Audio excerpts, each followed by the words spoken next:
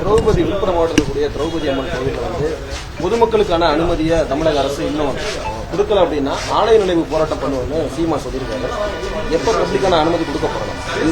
இந்த ஆட்சியை பொறுத்தளவில் மாண்புமிகு தமிழக முதல்வர் பொறுப்பேற்ற பிறகு எல்லோருக்கும் எல்லாம் என்ற வகையில் திராவிட மாடல் ஆட்சியினுடைய கொள்கையே ஜாதி சமய மதங்களுக்கு அப்பாற்பட்டு ஒரு சுதந்திரமான சுவாச காற்றை அந்தந்த மதத்தினர் விரும்புகின்ற வழிபாடுகளை நடத்துவதற்குண்டான அனைத்து நடவடிக்கைகளையும் மேற்கொள்கின்ற ஆட்சி இந்த ஆட்சி ஏற்பட்ட பிறகுதான் திருவாரூர் தேர் கூட ஓடாமல் இருந்த தேரை அன்றைய முதல்வர் கலைஞர் அவர்கள் ஓட்டினார்.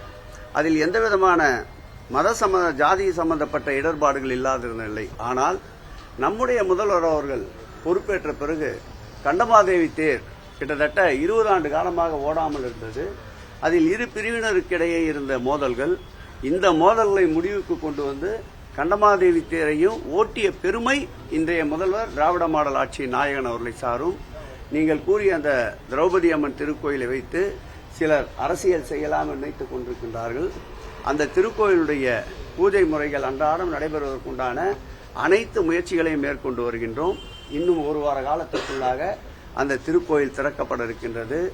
தானாக கனிகின்ற மரத்தின் அடியிலே நின்று பூத்து குலுகின்ற பூஞ்சோலையின் மரத்தின் கிளைகள் அருகிலே நின்று பூத்து குலுகின்ற பூஞ்சோலையிலிருந்து பூக்கள் உதிர்கின்ற போது அதற்கு நான் தான் காரணம் என்பது போலவும், அதேபோல் காய்த்து பழமாக தொங்கிக்கின்ற மரத்தின் அடியிலே நின்று அதிலிருந்து விழுகின்ற கனிகள் விழுவதற்கு நான் தான் காரணம் என்று சொல்வது போல் எவையெல்லாம் இந்த ஆட்சி முன்னெடுத்து பல சிரமங்களை கடந்து நடத்துவதற்குண்டான காலம் கனிந்து வருகின்ற பொழுது அதற்கு ஒரு போராட்டத்தை அறிவித்து அரசியல் நாடகத்தை அரங்கேற்றுகின்ற அரசியல்வாதிகள் நிறைந்த இந்த தமிழகத்தில் உண்மையே பேசி உண்மையின் பால் அனைவரும் ஒற்றுமையோடு வாழ வேண்டும் என்கின்ற மாண்புமிகு தமிழக முதல்வருடைய உணர்வுகளை மக்கள் நன்றாக அறிவார்கள்.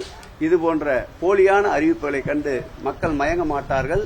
இந்த ஆட்சி ஏற்பட்ட பிறகுதான் சேலம் போன்ற பல நகர்களில் தீர்க்கப்படாமல் இருந்த மதத்தால் இனத்தால் அல்லது மொழியால் பிளவுபட்டிருந்த இருவேறு பிரிவினர்களுக்கிடையே இந்த மோதல்களை சமாதானப்படுத்தி 40 திருக்கோயில்களில் மீண்டும் பல வருடங்களாக தரிசனம் இல்லாமல் பூட்டி கிடந்த திருக்கோயில்களை திறந்த பெருமை மாண்புமிகு முதலமைச்சர்களை சாரும். அந்த வகையில் திரௌபதி அம்மன் திருக்கோயிலும் வெகு விரைவில் பக்தர்கள் இறை தரிசனத்திற்கு ஒப்படைக்கப்படும்.